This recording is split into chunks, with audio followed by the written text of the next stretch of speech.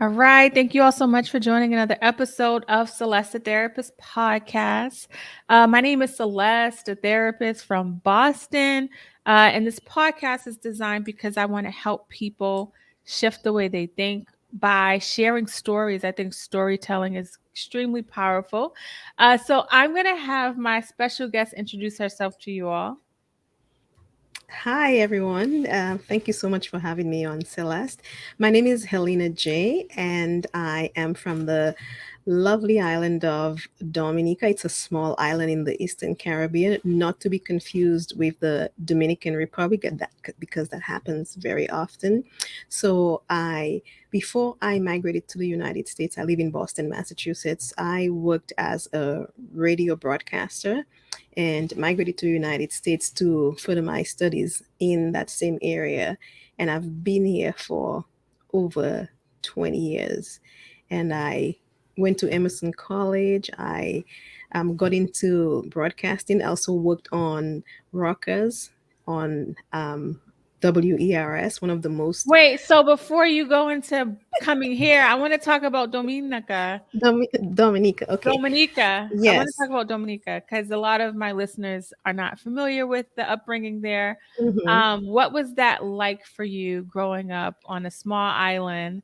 Um, in just, I mean, that was all you knew for most of your life to begin with. hmm What was that like for you? Well, growing up on a small island, I mean, we don't have the vast all of the things that you have access to in the United States. There are very limited amount of things you can do if you graduated from high school. The job you might get is to work for the government, go into teaching, or become a police officer, become a nurse, work in the bank. Those are some of the very limited Oh, opportunities that you have. And so um, most of the people from my country, 96% of the population is educated.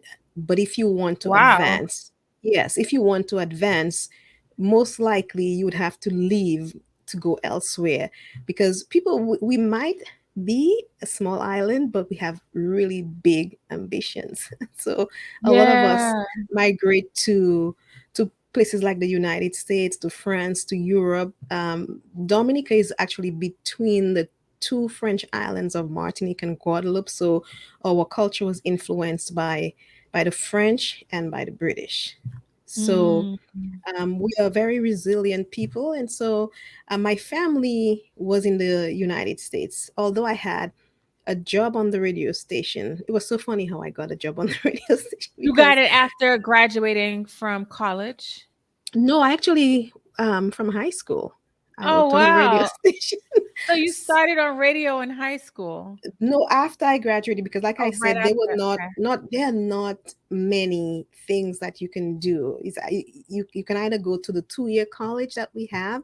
I think it has gotten a lot better today, or you can. Most people leave to go study elsewhere. The United Got States it, is one okay. of the places that we go to. So we have a lot of people from Dominica in the United States, in different parts of the world, because you want to advance. Education is one of the most important things to us. Okay. So you have to educate yourself. Some people go back and some people stay where they get their education. And my plan was not to stay.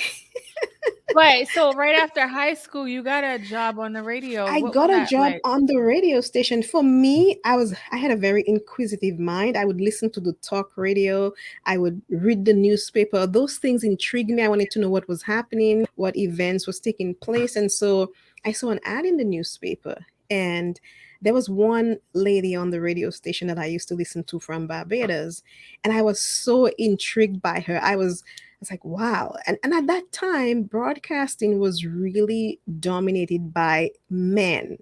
And Uh, to hear a woman on the radio, that just fascinated me. And I was like, wow, I feel like I would like to do something like that. So that, really enticed me. And it just happened that I saw an ad in the newspaper and I applied. And lo and behold, I was called in for an interview. I was like, oh my God, what am I getting myself into? So I applied and I actually got the job. When it was getting it, and it actually was a brand new radio station that was starting.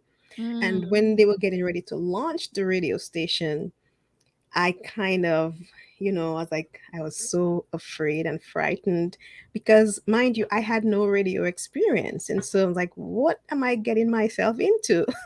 And so I tried to back off. And the station manager said, we are almost there. And I said, I don't know if I can do this. And then, he kind of encouraged me and said, we don't really have another female on the air and we really need you. And then he said that he would help me. And so I was like, okay.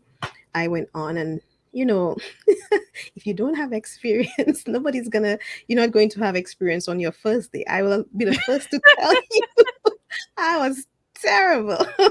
What was you doing? Was you I introducing was, music or I what? was, I was on the radio station. I probably had the 6 o'clock show. So Okay. I'd play music, I would talk, you bring on different people on the show. But in the beginning, when I started, it was just playing music and just Okay. talking. And so Okay. I mean, I wasn't shy. I just didn't have the experience. And Mhm. so it was terrifying. And, there was one time the, the station manager came and said, This is this is not not, what this is this is not, I'm sorry. This is not, what did he say? So I was like, so sorry. I'm laughing my own joke and I haven't even shared.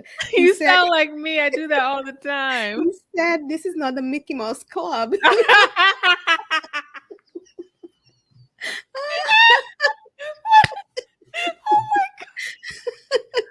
That's how terrible I was.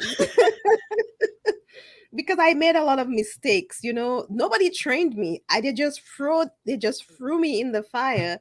But I'll tell you, by the end of the first year, I got the award for most improved announcer from not Wow. knowing getting the award for most improved announcer. And that was a big deal. Yeah, yeah, And yeah. gradually, I took workshops on broadcasting. I had mentors in the field and eventually began to build myself up. And, Yeah. at one point, nobody could touch me because I got myself positioned and I knew this is something that I wanted to do. So I did everything that I could do to improve and to position myself as a lead on air. I eventually was moved up to the mid-morning program, and that's when I started to develop and create my own programming, produce my own show, came up with my ideas, developed my Wow. shows. If I wanted to do a special, got the sponsors. So it's like some whatever and at that time, the kind of radio that we did was really groundbreaking for Dominica because the main radio station was a government-owned radio station, and Ah, we played music that people loved but was never played on the other radio stations. So it's like we were the mm. fastest growing radio station. So everybody was just people at work, people would be taking their little radios to work. At that time, you didn't have all these social media things Yeah. that was something that was just, people were just hooked onto that radio station. And that's where I developed my program. I had many different components. I would have segments with a live restaurant chef. We talk about the meal of the day. I would have get the newspaper for the day, and if something is happening, you have domestic violence or child abuse, I'll just rip that right up from the newspaper and just go live and start talking about it. I would Wow. invite government ministers, would talk about I remember I would talk about the hot button issues. For example, there was one time when the government at the time wanted to bring in a foreign company to come in to do exploration of mining, and Dominica is called the nature island of the Caribbean. So if we are promoting ourselves as an ecotourism destination, why in the world would we want to come and have people mess up with our Right. environment and do mining? And so brought on environmentalists and people in politics and people in those areas who are concerned about those things, and just created a whole segment and just talk about issues that I wasn't afraid to touch on. Anything I talk about: women, how to care for your bodies, and the topics I would bring up was not something that you would normally hear on the radio. So people would say, you are so brave. I'm like, that's what we need. So I would push the button, but never in an outrageous way. It's just Yeah. it was to educate women, and I always had that thing where I just wanted women to know that they had power and that they can Yeah. stand up for themselves, and that Yeah.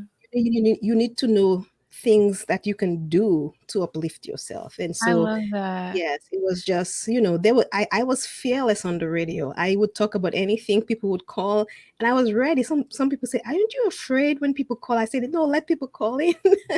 And people would call, I would give stuff away.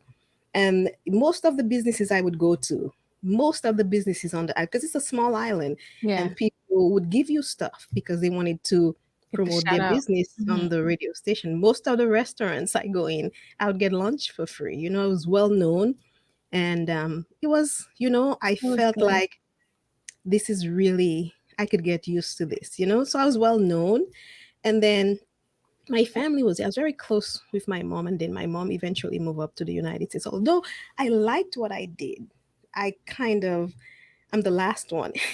You're So the last, so you're the last one in your in my hometown. family, yeah. Now, one thing that Helena said about her people and her culture is very ambitious. Clearly, like all of the steps you took to get to that point was very Hmm. courageous, and you were Yeah. very ambitious.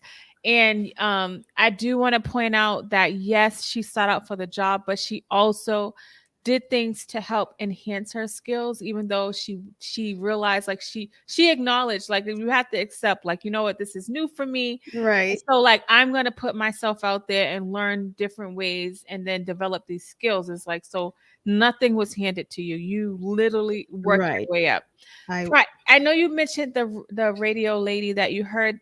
Is there anything else in your background that you remember where you were like, yeah, I was destined to be talking to people besides like that one time? well, I was just brave, and I think my brother, when I was growing up, my brother always made me feel that I could do anything. He Oh, gave me a foundation that just made me feel like I was special and okay. that there was nothing that I couldn't do. And so Okay. I grew up with that That's so mindset. good. Okay. And I wasn't a follower.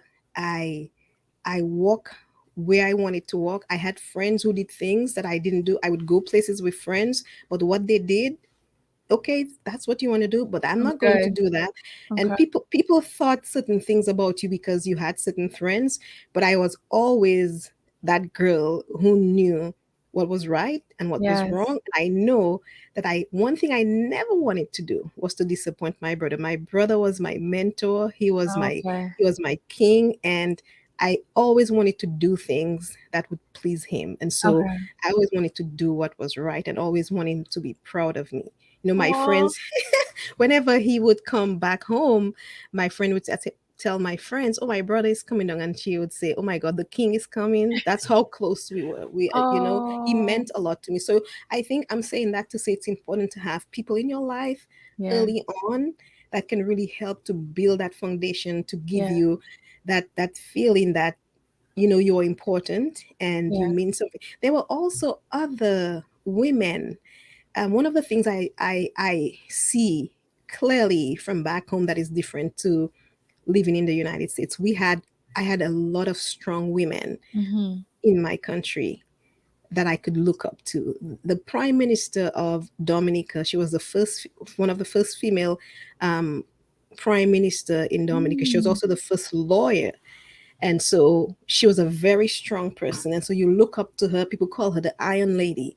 I don't know if you heard about the invasion of Grenada way back when. No. And I think that was something that the United States did.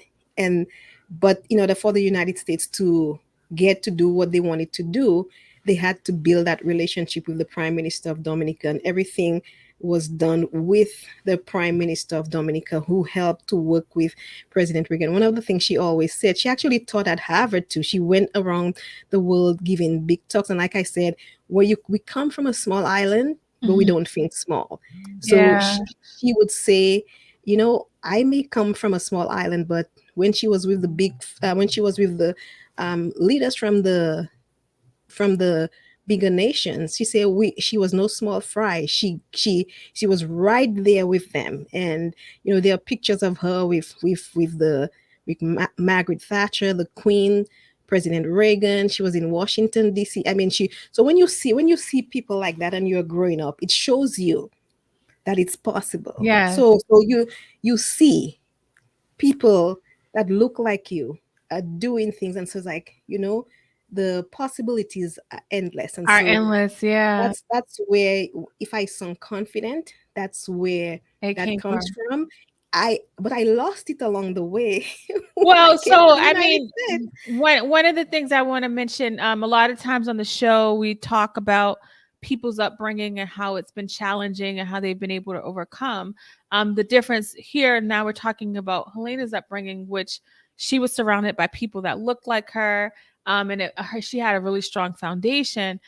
So this is a little different because eventually something changed, Hmm. this is important because sometimes people are struggling and they may say like, well, like my childhood was good, like I had a good upbringing, I don't know what happened. And sometimes it may not have been in your childhood, it may have been later in life, right? So it's Hmm. so important to like explore and pay attention and hold on. For you, like, we're going to talk about what happened, but you were able to like gravitate to your foundation, which Hmm. is really nice. Yes. So now Helena comes to the US, and she has big energy, excited, been build her way up on the radio and broadcasting where people knew her, like she was doing so many great things. So you come here, and then what happened when you come here? I came to United States first because I wanted to, set a foundation in terms of my education, because I said I got right out of high school and went into radio. And so I came up to the United States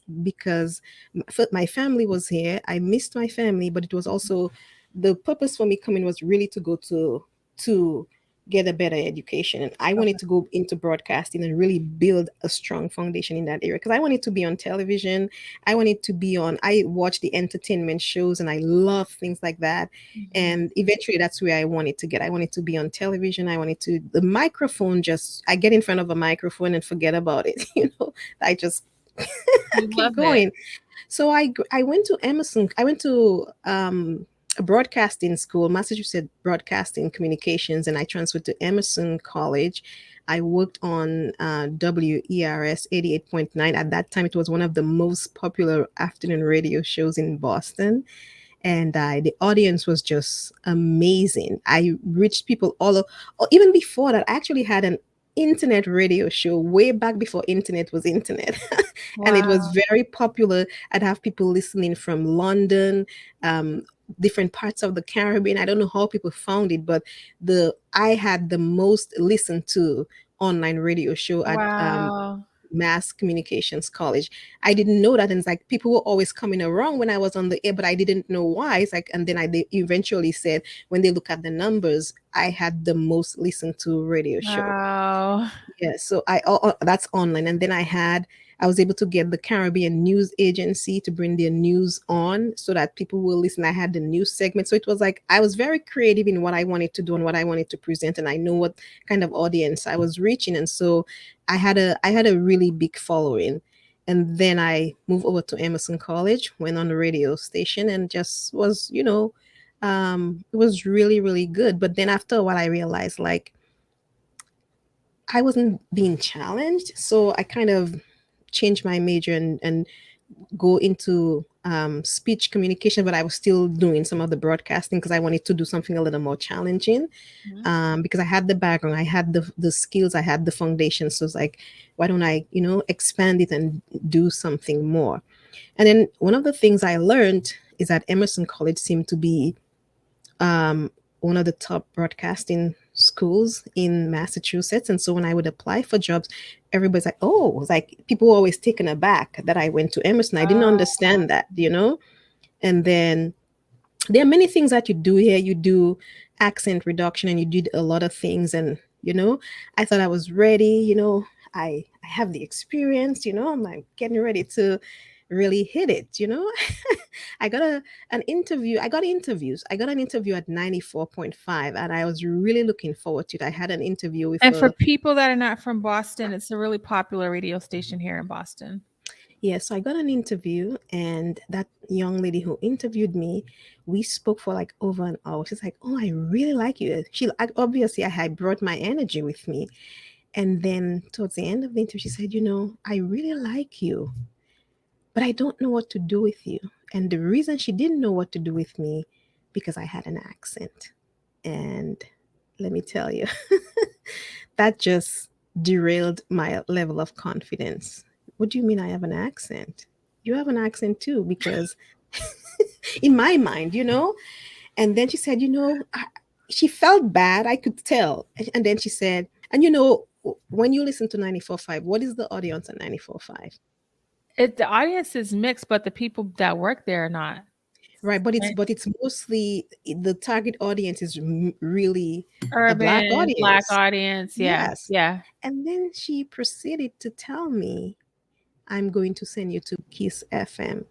Kiss, Yeah, and that's for people that are not from here. Kiss FM is not it's mostly caters to a white audience. Jam right. 94.5 is more of a black So audience. my accent will not It work doesn't on make any sense. 94.5, but you're gonna send me to Kiss FM. I didn't understand that, and so that just really hurt my confidence. That I was hurt, and It's like she did. She probably didn't think you knew what. She probably thought you. She was like, "Oh yeah, let me try to hook you up over here." But it's like you yeah, already know that that's not gonna work if you you're not know. gonna.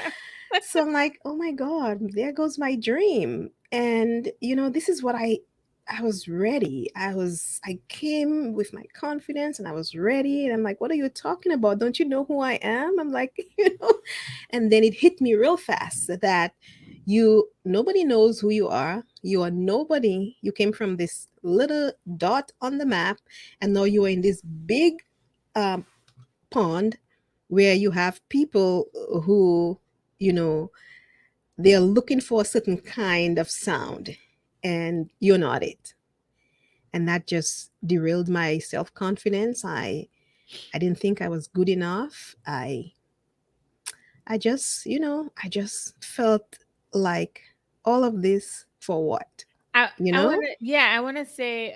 It's so interesting how our mind works, right? So, this lady who doesn't know you, just your resume, it's like that one sentence or that one thing that she said, it erased all of the things that the evidence that says opposite of what you started to think. Like you just started to go into this rabbit hole. Mm-hmm. And for people like that, that essentially happens with so many people, where they end up pausing in that traumatic time in their life, right? Because that was traumatizing. It hit you out of nowhere. You weren't expecting to hear Right. that. Mm-hmm. So I just kind of, I tell people, if you go to a restaurant that you love and you eat 50 times, but the 50th time you get food poisoning, you probably don't want to go back, even though 49 times it was That is good. true. And it's essentially like where it's happening Mm-hmm. in this moment of your life where you're Mm-hmm. at right now, talking about that encounter you had during that interview. But go ahead. I just didn't understand it because you're saying you like me. You're saying I have everything. I was qualified. Yeah. But that one thing, that is the instrument that I would have to use. You're telling me I don't have it. And she understood you in the interview. Yeah. So, and a lot of times, and I think, a lot of times people see you. I'm a black woman. I am an immigrant woman. And then I have this thing that people say, you speak differently than I do. And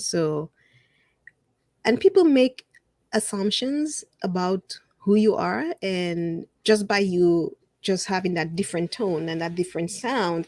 And I probably at the time was probably more educated than she was, because and you know what, when I I went back recently and I remembered the name. That name stuck with me, and I am going to reach out to her, and I definitely want to have that conversation with her. I want her to know what she did to me Yeah. as a young person, Yeah. because it destroyed me, and I don't think that was her intention, Right.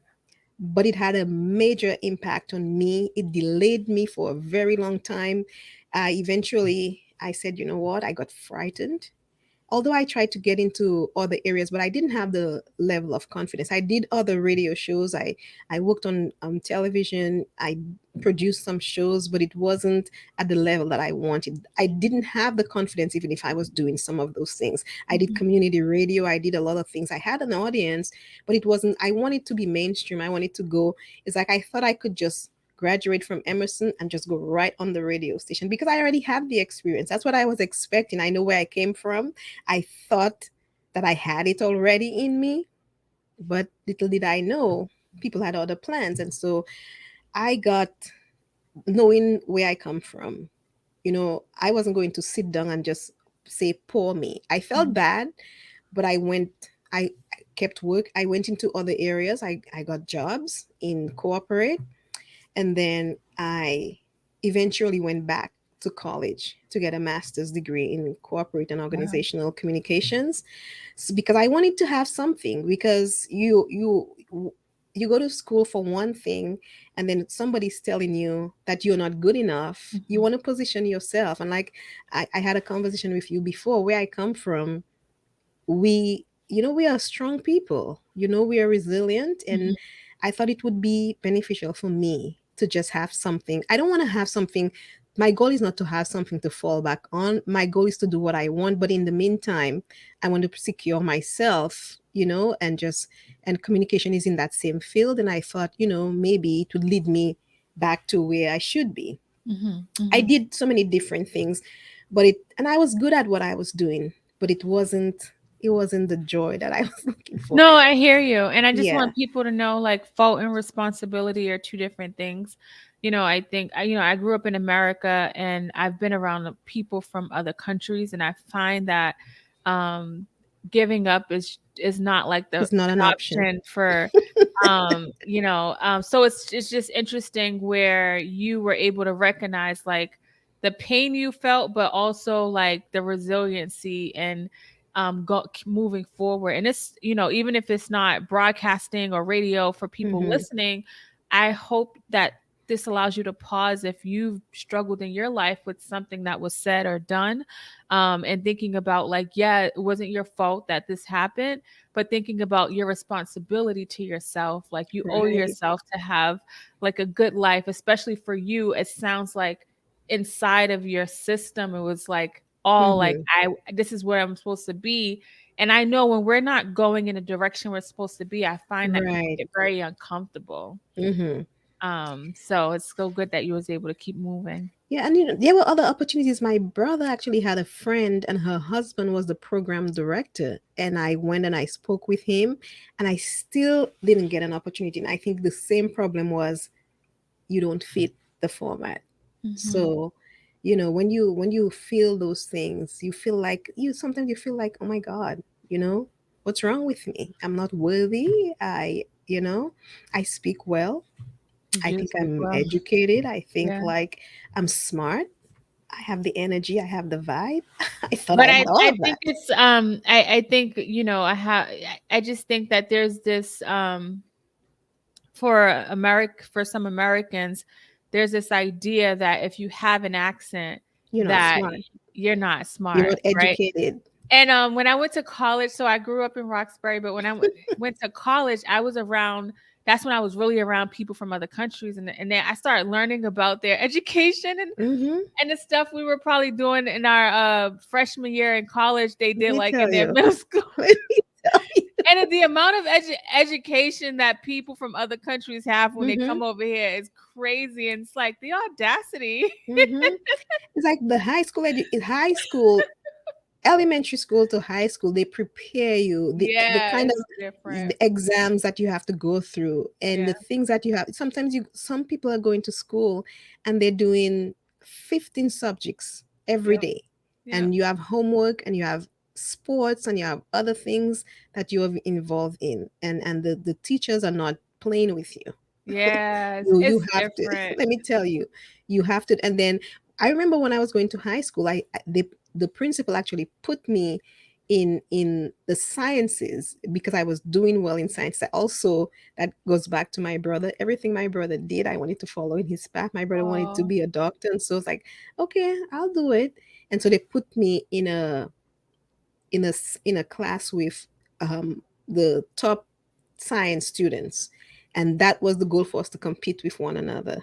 Dang. So they called it the cream of the crop. So it's like they put you in rigorous programs, and let me tell you, everybody wants to be number one. And so it was, nobody's, oh, it's okay, I'll take the grade I get. It was nothing like that. Everybody wanted to get 100. Ambitious. Yes, we all want. And if you didn't, for me, even when I came to the US and I was going to broadcasting school, I had one of my friends, and we'll talk about it later, but I interviewed on my podcast, and she was just going back to our college days, and she was saying, one thing I remember about you, when we were doing our exams, I was always the one left. I was the last one in the class because I wanted to go over everything. I wanted to get, she Wow. said, you always wanted to be right. And I'm like, yes, I didn't want 98%. I wanted 100%.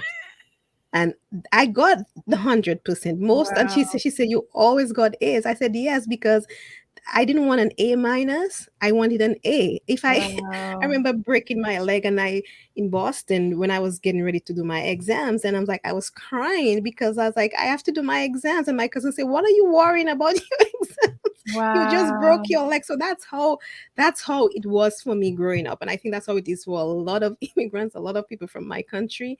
It's like the value of education you don't understand. So when you come and you hear people talk about you, the moment you open your mouth and people think you're uneducated, it's just, It's yeah, odd. I don't get it, because Mm-hmm. we are probably, the things that you learn, in high school, we learn a lot of In middle geography, school, elementary. and I Right. think the experience that I've had with some people, they don't know much about We geography, don't. and we know a lot about the I United States. know. We No, you're do. absolutely right. You're so right. And I think a big part of it is just the arrogancy in the US Small culture. country, small mind, but no, Yeah, we have yeah. big minds, big ideas. Yeah, so hopefully people listening to this will know that. So now you one of the things when we spoke, because I was on Helena's podcast, we're gonna talk about her podcast. But one of the things I learned is that you started to just put some like motivational things on social media. What made you decide to like start doing that every day?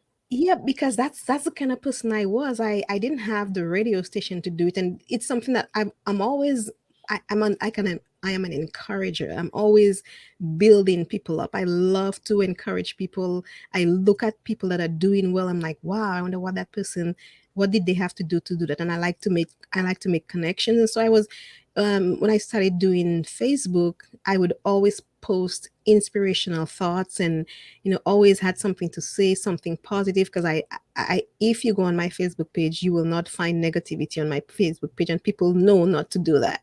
Yeah, I don't have to say it because you come and you see what I do.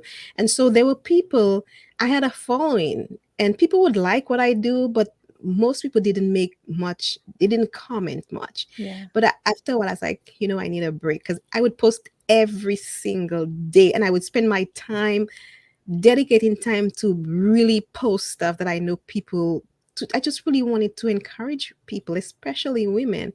And I didn't realize how much I was reaching until I took a break, and I was getting messages from people. What happened?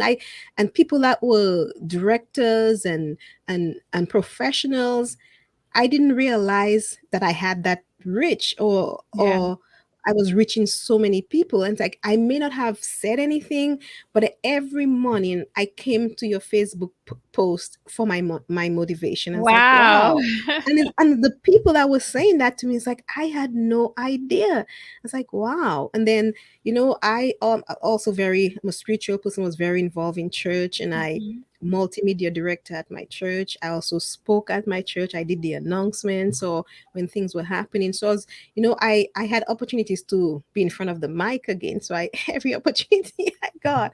So I was doing some of those things. I got involved in women's conference, and then you get to um you work with the planning, and you get to select the guests, and you get to introduce the guests. So I had opportunities where I was in the forefront of different things. I just wasn't in the limelight. The limelight is not interested to me, because this was something it was fun. It was just, I like to Yeah. uplift. I like to be involved in things like that. And so when I realized, like, I would talk to some of my friends, like, you have so much to say, you have so much to share. Why don't you go back to doing what you were doing? And it's like, always had some trepidation. It's like, I'm not good enough. People are not going to accept me because of I have an accent and That's crazy. You never thought that before that no. conversation with the lady. And then I got a little shy about speaking in large spaces because I didn't think I was good enough. That accent held me back, and I was like, but slowly and surely I did radio shows in the community. I was getting back, and one of the things about radio is theater of the mind. So radio, I was hiding behind the mic, you didn't see me. So I was comfortable there, but then, it's like everybody's like, why don't you, my mom even said, you don't you want to be on TV? I would love to see you on TV. Like that, I just laughed. I was like, you really would like to see me on TV? And I'm like, yeah, right. Who's gonna take this accent and put it on TV? But I have to say things are changing. But at that time, even if things are changing, I still didn't think that I had it in me because, you know, I still have, no matter how old you get and how long I've been living in the United States for over 20 something years, and I will still have my accent. It's my identity. And Yeah. at one point, I was actually ashamed of it. I'm not going to lie to you Yeah. because that to me was not a good thing when somebody said you have an accent, and because of your accent opportunities were taken away from you. So I don't know if people understand how that can really derail someone, but it Yeah. really hurt me in so many ways. And so I gradually got into it, and then I made an attempt to start doing interviews and really to encourage people with a YouTube video. Mhm. And then I started, and then I had someone who believed in me more than I believed in myself, did all the work, organized the interviews. You just have to show up and do the interviews because it's like you. And then at one point that person got really upset with me and said, you really don't know. You really don't know how good you are, do you? Gosh. I was like, I wasn't seeing it. Although like I said, I came in with my confidence, but it was Yeah. gone. And after I started, and then I was like, I was so afraid. I would do things to sabotage myself because I didn't think I was good enough. And so In the moment, did you know you were doing it? I mean, I know in hindsight you can see that you were I self-sabotaging. didn't know that I just thought it was fair. And it's like, oh my Okay. God, I'm not ready. I don't think I'm ready. I need, and Mhm. I also had that thing about where it had to be perfect. Nobody's perfect. Nothing is ever going to be perfect. Mhm. And so, um, what woke me up was when my friend, who's very dear to me, who put herself in a position to help me to get, because I was saying how unhappy I was about not doing what I wanted to do. And it's like we had a Mhm. long conversation. I said, this is what I want to do. And then she's like, okay.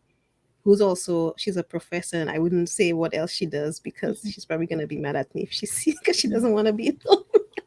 So she's like, okay, I'm going to help you. And she immersed herself into helping me to get to where I wanted to be. And I don't think my mindset was ready. I had all the ingredients. She built the website. She did everything. She set up all the social Hey, media. she I mean, really believed in you. more than I believed in myself. That is to tell you the impact. Your words have power, Yeah. and they can hurt, they can give you life, or they can kill you. And that's what happened to me. Yeah. So I just, I eventually, last year, a year before, I saw my friend posted something on social media, and the brand just really stood out to me. My college friend I was talking to you about earlier. And I reached out to her, and I was like, wow. And she was doing really good herself. She was an extrovert, and I was like seeing her doing her videos, and I was like, wow. When we were in college, it's like we are the opposite now. I was the outgoing one, and look who's like doing well. It's like, so she made me think. I was like, I needed to reach out to that person, and I eventually reached out to someone who is an online business coach, and eventually had a conversation with her. I reached out to her about a year and didn't do anything, and then like last year, I reached out to her again Mhm. because I decided I wanted to do the podcast. Oh, And wow. then we worked together. Even in that, um, working with her, I was also sabotaging myself because I remember when we were getting ready to do the trailer for the podcast, um, we were supposed to have a meeting during the day, and I didn't get my task done. And then I think she And realized that's it. not like you, Miss A student. That is not even in your character. That's so I the self-sabotaging. fear was there, and so she probably realized what I was doing. She said, "You know what? I'm canceling my meeting with you today. We're going to move our meeting tonight at 7 o'clock." I was like, "Oh my god, I can't get away from like I had no choice." And then we actually wrote the promo, record the promo, edit the promo, and she said, "Yeah, this is it." And we probably did spend the night doing that. And then I was like, can I feel like I was listening, it's like, I feel like I need to do this. I don't think it's ready. It's like I was doing everything I could to not move I forward, know. because I was so fearful. I was like, oh my god, what if people don't like this? And then we set up the podcast on all the podcast platform so that we can have people subscribe. And Celeste, you wouldn't believe the response I got. I still had an audience out there that I had no Right. idea. And people were reaching out to me, and let me tell you, it was so overwhelming. I was so scared. I said, "Oh my god." I went to and was like, "What did we do?" Because I haven't even started the podcast, and all these people are reaching out to me and asking, "When is the podcast going to start?" And I don't even have one episode left. And my coach said, "Helena, you are in charge. This is your podcast. When you are ready, you're going to do the podcast." The purpose for doing the trailer or the intro of the podcast was to have people subscribe to the podcast so that Mhm. when you are ready, people will get the episodes and they will be able to listen. You don't want to do the podcast today and have people subscribe today. You want to have people subscribe Right. already. Right. And so I was like, okay, she kind of helped me to come. I was like, oh my God, I don't think I'm ready. And then I was like, started doing the interviews, and the response was also overwhelming. And like, she's like, and then she said to me, when I started my podcast, I didn't have that response. She said, the kind of response I see you are getting, it's unusual. And it's, yeah, people were calling, people were listening. And when I sent out the first trailer, like the trailer for the podcast, people were saying, is it also going to be on video? It's like, are you kidding me? So I decided, okay, I'm gonna do the podcast, and I will also have a YouTube channel where I can also post the video version. So I have people on the various podcast platform listening, and I actually launched the podcast in February, and the downloads, like last week, I had 1,000 Yeah. downloads. I was like, oh my god, this is people are reaching out, and people always tell, even my CEO said, "Oh, I heard you have a podcast." It's like I didn't say anything because I'm like keeping it on the down low. But but people are finding it and people are listening, and I've had so many different people come. It's like I have had the only black doctor who work at a particular organization, and had an interview with her, and she's like, oh my gosh. She's like, she called me back and she said, I really loved what you do. There was one interview that I did. And she said, I shared it with my daughters because they really, I think there's so much they can. She said, she said, I'm your number one fan now. It's like, I look up to that doctor and she's telling me. And Oh. one of the things that I was able to do in, it's like my confidence, I'm getting my confidence back. I still have some fear, but I think I'm over most of that trepidation. Um, sometime when I was trying to in trying to decide to do the podcast, I actually used to, like I said, I used to listen to the entertainment shows. And when I was going to Emerson, we always had assignments to do production work and to do voiceovers. And there was this one lady who would do the voiceovers for Entertainment Tonight, and she's the first female host of the Academy Awards. You hear the voice announcer on the Academy Awards, the Emmys, the Tonys, the Kennedy Honors, the Super Bowl halftime. I love that voice. I never saw her face. I never knew who she was, but I just love that. I was like, wow, that's what I would like to do. I really would like to one day. So one day on Facebook, I posted a picture of me back home in the studio, and I said, my dream one day is to become like Randy Thomas. For those who don't know, Randy Thomas is considered the premier female live voice announcer of America. And I tagged her in in the post. And Celeste, you wouldn't believe, it's like my dream came, the impossible came true. She Wow. inboxed me and said, wow, she felt so touched that I said that about her. And she said, I can help you. I was like, you can help me? And she said, I would love to connect with you. Why don't we set up a Zoom? Like, it's like, is this a dream? Is this really happening? Because you don't have to understand. This is somebody that I looked up to way back in my college days. I just was fascinated. Like Yeah. I said, in most of those areas that I'm talking about, those are areas, industries that are heavily dominated by men. So when Right. you see women in those roles, it's like this is what that really gets to me. And she's done a lot of the first. So to have Mm, that person, and she's a white woman, mm. reach out to me and said I can help you. I was like, it's like I, was running up and down. I was like, oh my God, I called because I couldn't believe it. And then Wow. we had a conversation, and she was the most down to earth, supportive, and encouraging person. And I was talking to her, and you know what she said to me? She said, oh my God, I love your accent. I was like, are you kidding me? I'm Wow. like, where were you when I needed you? I know. Oh She's my like, I love God. your accent. And then, do you know what she proceeded to do? We really connected. And she said, and I told her about my experience. And she said, you know what I'm going to do? I'm going, because she's also a voiceover coach. She invited me to come to the gallery because she had also professionals. She had a session with some of the leading folks in the industry. Some of them work for CBS News. And she said, I'm going to invite you to come. And people paid for those sessions. I didn't pay for the session. She just invited me. It's like, who's this lady? you know? And then I was just there looking and was just fascinated by the guy conducting the training of how to do voiceovers, different kind of commercials. There are different types of voiceovers for, the cartoons, Mhm. for commercials, and you have all different kinds of people there. And the the coach, who was also part of the training, asked me to do a read. And I was like, out of your mind? In my mind.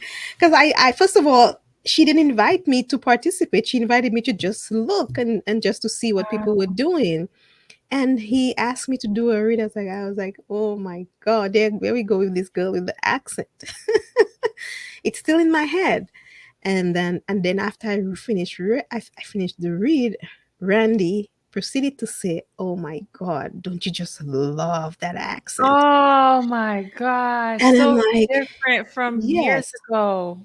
yes." I was like, where was this lady when I really needed somebody to tell me that Yeah. it was, and but since after talking to her, I've had conversations with her. She gave me advice on what I needed to do. I wanted to do get involved in voiceover work, and she's really been very supportive. I also had an opportunity to interview her on my show, and she's so humble, so down to earth, and I'm so happy to meet people who are willing to share and to support and to help build you. But she said, I don't understand why, because she said, I know you said that. She said, but she said, you have to do what you fear the most.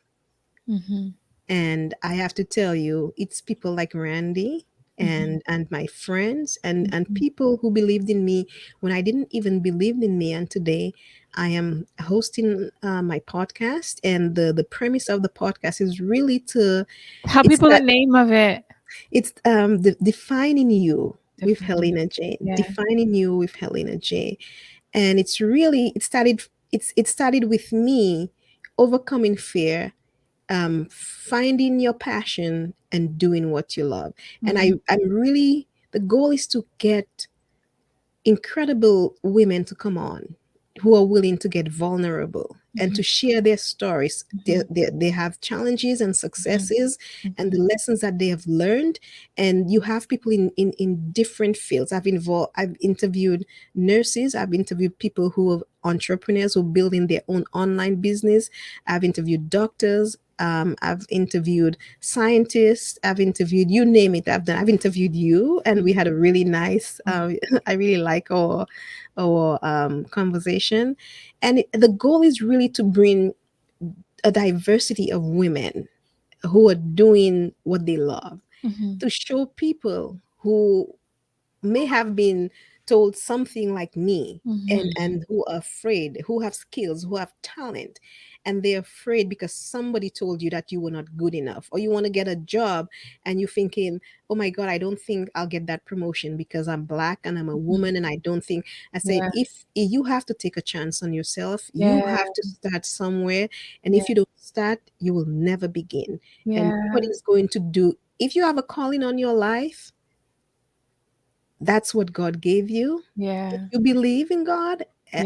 whatever it is that is inside of you, sometimes we have those little voices that are speaking to us Yep. and telling us, you know what you love, you Mhm. feel it on the inside, but you're afraid to bring it out. Yeah. There's the voice inside of you. There's a voice inside of you that also is telling you, you got to give it a try. You Yeah. have to listen to that inner voice, because Yeah. the power you have inside of you that is going to help you to bring what you really want to do. And once you start doing what you really want to do, you will see, what was I afraid of? And what was I waiting for? Yeah. And people may discourage you, people may say things to you to really hurt your self confidence and who you think you are. But you have to find the courage inside of you to take that step. Nobody can do it for you. People can help you. Like I said, I had a friend who believed in me more than I believe in myself. But until you put that mindset, it's not going to work. But you have to try. You have to try. What you're going to lose, you have to Yeah. try to do what you love. Because once you start doing what you, and I'm telling you, Celeste, the joy that I feel coming from inside, Yeah. I couldn't tell you when was the last time I feel that kind of joy. Wow. And that's how I know that's what I need to do. That is what I am here for. So when you feel that joy and you're doing what you love, it's, you will know it, you will feel it. Mhm. And so I just want to encourage anyone who's listening, if there's something that you always wanted to do, you have that side hustle and you're afraid, it's like, you have a job, and you don't want your employer to find out, or because they might feel like you're giving too much time to your little side hustle.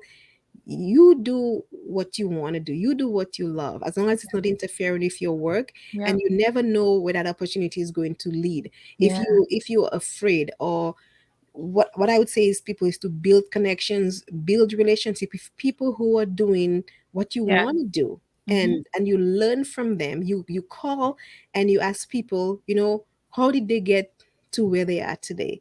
And you just, these are some other things you need to do to get yourself out there, and just take a chance and just go and do what you love. Look at people who are doing it. There's so many successful people out there, but you think they were successful all through? No, you Mhm. have to fail, you have to fall, but when you Yeah. fall, you get up and you Yep. start all over again, and you keep Yeah. moving and you keep moving and you keep going forward.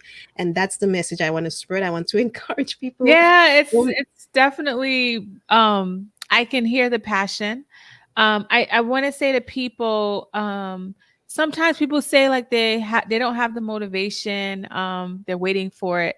I just want to point out in Helena's story, it's not like she felt confident and then she went out and was able to do things. She did things despite how she was feeling. She was able to tap into somebody else's belief in her until hers kicked in. And she kept placing herself in environments that allowed her to help her mindset shift. I know a lot of that's it. people are like struggling with a lot of the same. I appreciate your vulnerability with a lot of the same struggles that you talk about. And I think sometimes people think, well, like once I feel it or when the motivation comes, but it's like you just have to move even when you don't feel like it. It's Yes. like Helena keeps saying, what do you have to lose? Right? Like you don't Yeah. you don't have Mhm. anything to lose when you do that.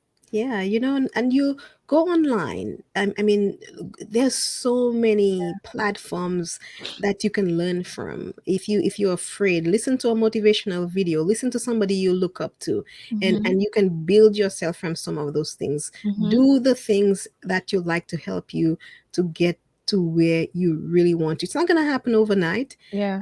I just started the podcast in February, but I can tell you, and I will tell you, it is hard work. Celeste, I know you've been doing this for a while. It is not easy, Yeah. but if you love what you do, Yeah. you will continue to do it. The Yeah. joy that I feel, I wouldn't give it up for anything. It's Yeah. hard work and nothing good comes easy. No, it If you does. love something and Yeah. you put your mind to it, Yeah. you're going to do it. Don't do something, don't go to work every day with you're feeling so unhappy going to a job that you don't like when you know you have a passion to do something else and you're sitting on it. You have only yourself to blame. So I'd say wake up, get up, and reach out to someone who's doing what you would like to do. Find out how they got there. Yeah. What are they doing? Reach out, build connections, and build relationships where you can learn from people who will get you to a place where you yourself can do Yeah. what you love. Thank you. This was amazing. This is such a powerful story. And you're clearly passionate about what you do. And can you tell people how they can reach you? I am You can find me helenajoseph.com. You can find me Helena J now on Facebook and Instagram, and on YouTube it's Helena J. And Yeah, then I'm gonna put the links in the show yeah. notes too. So yeah, and if people are thinking of starting a podcast, you can reach out to Celeste. She's the veteran. I'm basically really new to this, but I can tell you some of the things that I had to do. I mean, when you learn, you Yeah. also share. Yeah. And Yeah. Yeah. if I can help someone to overcome fear, I do it every day. That's the thing, though. That's one of the reasons why I said. And some of my friends, even at work, I mentor people in various positions from the director level to go down. I do it. And Wow. people come to me and they talk to me, and there are people say, why are you here? Because they feel like, it's like, I could come, why don't you go build your own business? Because people see things in me, and there are people who will see things in you that you don't see in yourself. Sometimes we Oh don't yeah. believe in ourselves, but there are people who see us and they see potential in us. And I can tell you, if anybody's telling you you're not good enough, you want to get rid of those people. You Yeah. listen to people who are telling you what they see in you. I always used to ask people, what do you think? What do you see in me? What do you think about me? And I think those are some of the things that will also help you to, if you're not sure what you want to do, Mhm. listen to the things that people are saying to you that will help you to realize some of the Your potential greatness. that you haven't even Yeah. tapped into. Yeah. Yeah. Thank you. Hmm. This was good. Before you go, I just want to tell people I was on her podcast and after the show I said, "Wow, like you speak so good. Like you sound amazing." And then she started to share her situation that she talked about today. And I was like, "Oh my gosh, I got it." Like I was so moved. It was more than like 10 Yeah. minutes, but I was just so Hmm. moved by her story where I said there's so many people that have been spoken negative over, and I just want people to know. And you were just so encouraging. I have chills again just Are you hearing it in kidding me? more details. Yeah. So thank you so much. This is going to be so amazing from our audience. The goal is to help people shift the way they think, and you did that, and you did it. You know, by placing yourself in spaces even when it Hmm. didn't feel good, Yes. so and thank you and so there is much. still that fear, but Yes, you walk through that fear, and yes, you do it because you will overcome that fear eventually. yes. Just walk through that fear. Don't let fear overpower you. You overcome it and you walk through Yeah. it. So, Yeah. Celeste, I also want to say thank you so much for having me on. I really loved your energy, and that's why I invited you. I was actually looking for a Black therapist, and my niece recommended you, and I would follow you on your social media platforms, and I just like you have Thank such a nice, cool thank you. vibe about you. I love your energy, and I look at I look at your Instagram videos when you are walking and you are talking. I'm like, this is really therapy because your voice, Thank I mean, you were meant for this, and I just thank want to you. thank you for the work that you're doing and all the people that you're helping, because we need a lot more people like you in this area, and I have to tell you, you're an inspiration to me as well. So Aw, thank you so thank you. much for what you do. I literally love you. Aw, thank you. I love you too. Thank you all so much for listening to us. I hope this was helpful.